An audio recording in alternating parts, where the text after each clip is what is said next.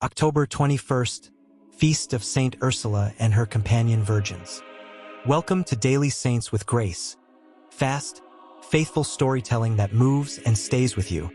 A ship of vows cuts the water toward Cologne. A princess named Ursula leads a band of friends sworn to Christ alone. The number behind them grows in the telling. Some sources whisper thousands, while relics and memories braid a legend that refuses to fade. What's certain? A devotion took root so deep it reshaped a city's churches and streets. What's debated? Names, counts, even the route. Medieval records sing, historians sift. But the heart is clear. A public stand for faith, friendship that would not scatter, and witness that outlived the rumors around it. Why did this story endure when others vanished? What did people see in Ursula that made courage contagious? And how do we honor a tradition when the facts come wrapped in poetry? Stay with me. Next, we start at the vow. How a promise, freely chosen, gathered companions and set a course toward a name the world would not forget. She begins with a promise not to reject love, but to give it all to Christ. A vow clean and public. Ursula is remembered as a princess. Leadership follows her like a tide. Suitors come. She sets terms not to stall them, but to test the purpose. Time for prayer, a pilgrimage first, and freedom for her companions to choose the same path without pressure. Girls hear the call. Friends bring friends. Numbers swell, small at first, then large in the retelling. Some chronicles say 12, others speak of thousands. Treat the count as tradition, the courage as certain. They gather quietly and quickly.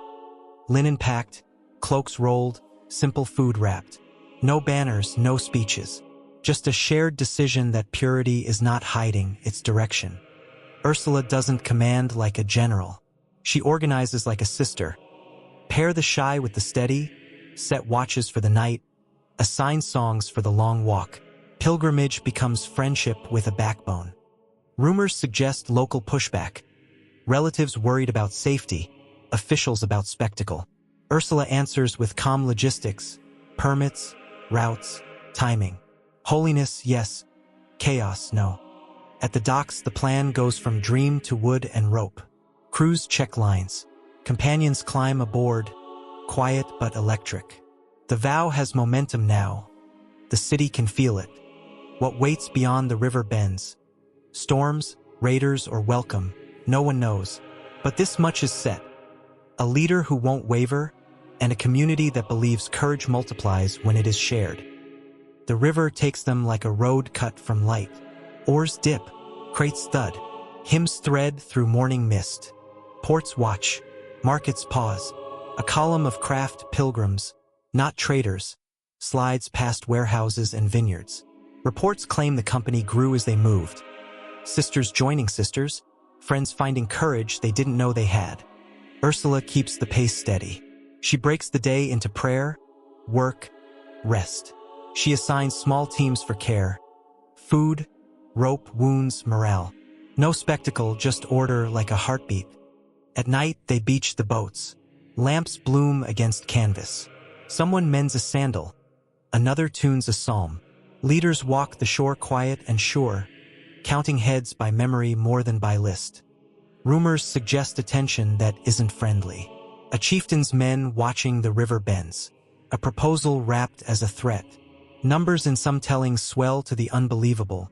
Treat them as legend, not ledger, but the pressure around the pilgrimage feels real. Ursula answers danger the same way she answered doubt, with clarity. The vow is not a bargaining chip. The journey is not a parade. They will pray, dock, move together. Then the skyline changes. Stone on the horizon like teeth. Cologne, a city of gates and stories, where devotion has long memory. Between river and wall, the air tightens. Some versions say welcome, others warning. All agree on this much. The next choice will test whether a promise made in quiet can stand in the noise. Cologne rises like a wall of stories, towers, gates, a river that remembers everyone who tried to cross it. The pilgrims draw close and the city leans in. Some accounts say welcome, food, shelter, a hearing. Others tell of threat, demands dressed up as negotiations. Treat the warm details as tradition, the pressure as certain. Relics enter the scene, not as trophies but as proof of love.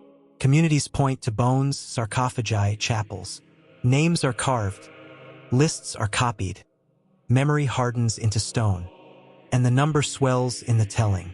11,000 appears in medieval echoes, maybe a misread of an old inscription, maybe a chorus of smaller groups folded into one great song. Reports claim variants, 11, a handful of leaders, dozens. Count with humility. What matters most is the decision. Ursula and her companions do not trade vows for safety. They do not turn devotion into a bargain. They stand together, quietly and clearly, as if courage were a single heartbeat shared by many ribs. After that, the tales divide. Some speak of arrows, some of swords, some of a single demand refused. We don't have a courtroom record, we have a witnessed memory. Faithful women stood fast in a public place, and Cologne kept the story like a city keeps its river. Walk the streets centuries later and you still feel it. Chapels, place names, a golden legend that shaped how neighbors lived and prayed. Not every brick is history. Not every echo is exact. But the devotion is undeniable. 11,000.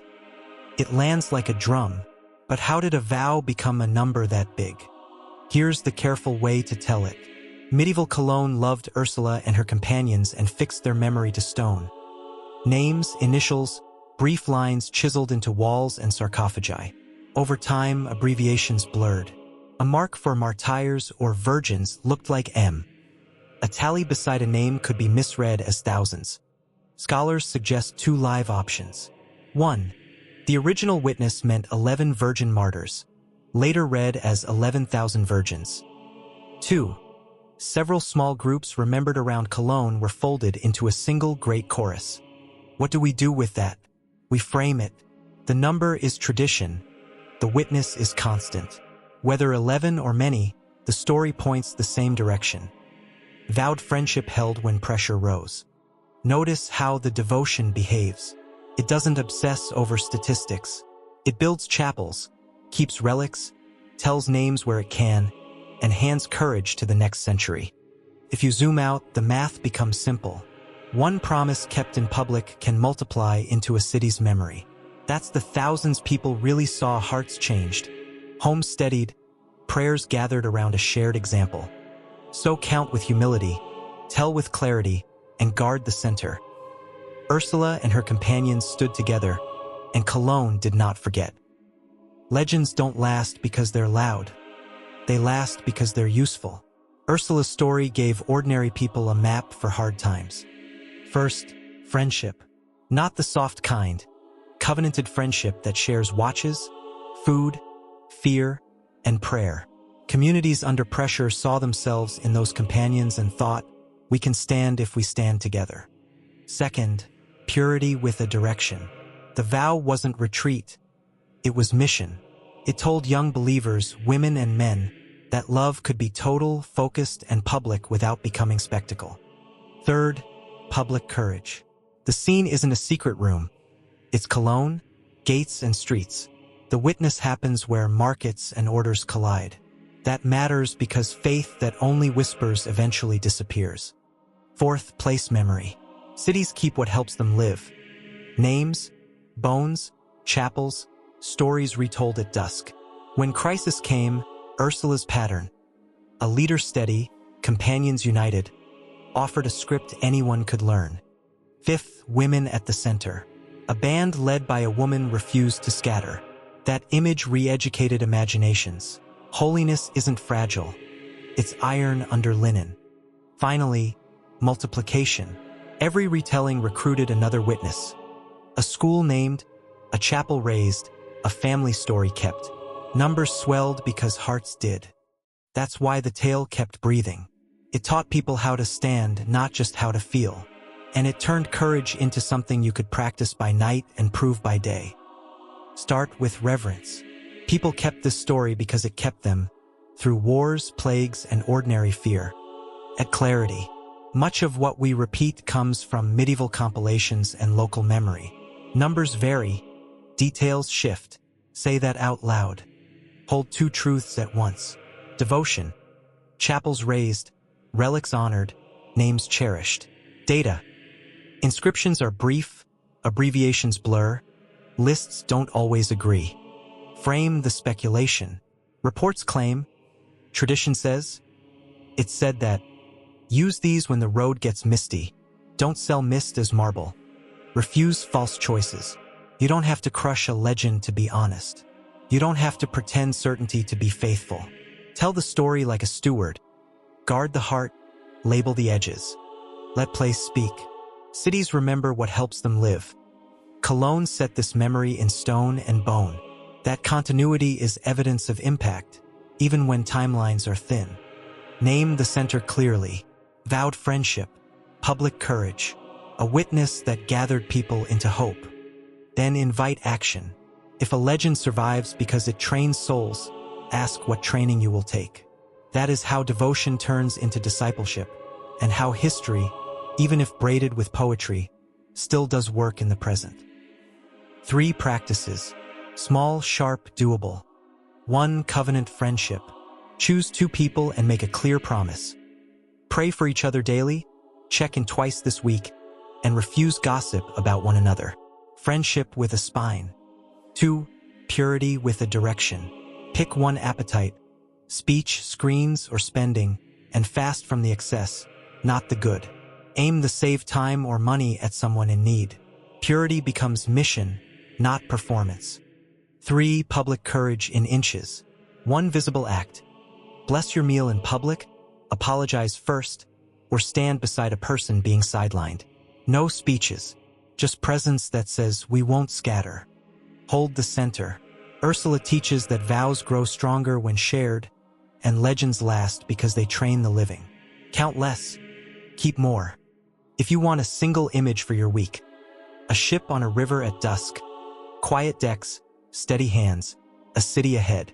Courage doesn't shout, it arrives. Thanks for watching Daily Saints with Grace on the Feast of Saint Ursula and her companion virgins, October 21st. If this stirred you, pass it on to a friend who needs a map for hard days.